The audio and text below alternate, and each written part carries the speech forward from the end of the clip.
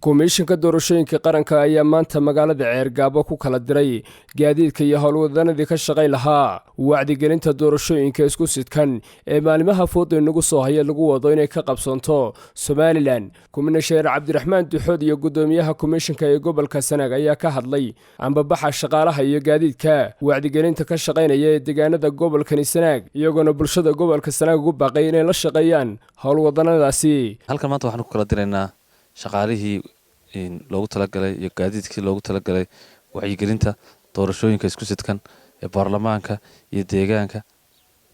Shaqaalahan oo ah shaqaalihii wacyigelinta ee gobolka Sanaag guud ahaan oo loogu talagalay inay guri iyo magaalo iyo tuulo tagaan iyo degmo oo dadkana u sheegaan meesha laga codeynayo, goobta codeynta iyo dhammaan wixii la xiriira doorashooyinka iyo golaha deegaanka iyo baarlamaanka ee gobolka Sanaag degmada Ceergaabo. Waxaan halkan ku kala diraynaa 25 gaadiida iyo 25 shaqaalihii komishanka ka socday oo wacyigelin ku soo sameyn doona hadii la hay'adaha degmooyinka iyo goobaha iyo tuulooyinkaba.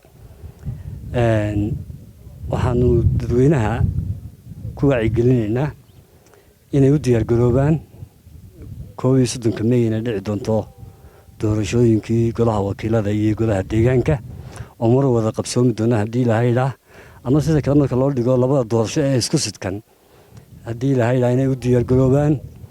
Gobolka Sanaag dadweynihiisa waxaan kula dardaarmaynaa inay si nabadgelyo ay ugu diyaar garoobaan una codeeyaan hadii la hay'adaha uu qof waliba waajibkii codnimo ee codkiisa uu guto isagoo ilaalinaya nabadgelyada goobta iyo nabadgelyada wadankaba hadii la hay'adaha.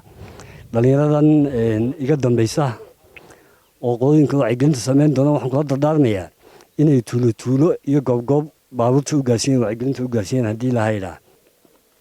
Komishanka waxaan xakan ka sii sheegayaa komishanku wuxuu saaran yahay diyaarinta doorashada agab haday noqoto shaqaalaha haday noqoto gaadiid haday noqoto ciidan. Maanta komishanka doorashooyinka wuxuu cadeynayaa in degmo walba ay taalo agabkii doorashada ee loogu talagalay inay qabsanto 31 May. Waxaan runtii u mahadnaqayaa gudoomiyaasha iyo gudoomiye ku-xigeenada iyo xoghayaasha komishanka ee gobolka Sanaag oo runtii iska sii hawlgalay hawshan isku dabariday wax dhulka ka yaalana aanu jirin.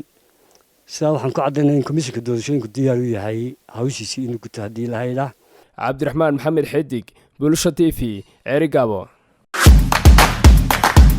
abka Dahab Plus iyo casriyeynta adeegyada shirkadda Dahab Shell. Dahab Plus oo kuu fududeynaya isla markaasina kuu koobaya dhammaan baahiyaha adeeg ee eDahab, Dahabbay iyo adeegyada shirkadda Somtel. Markasta iyo mar kastaba ku isticmaal applicationka Dahab Plus.